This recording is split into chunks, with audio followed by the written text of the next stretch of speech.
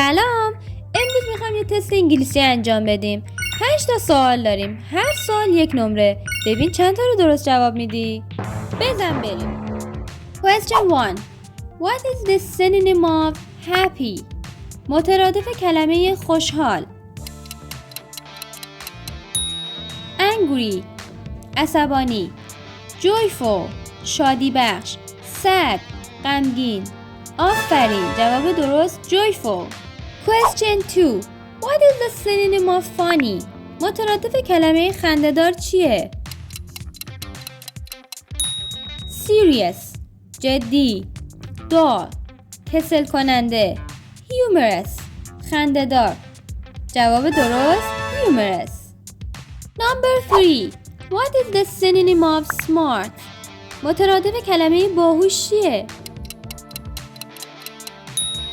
Lazy. تنبل. Clever.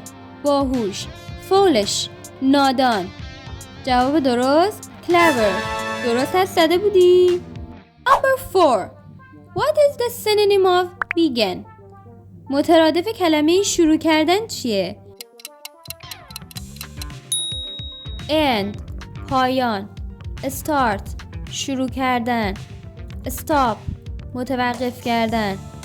جواب درست start. و اما آخرین سوال. Question 5. What is the synonym of hard?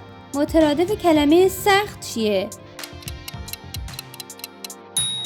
Easy. آسان. Difficult. دشوار.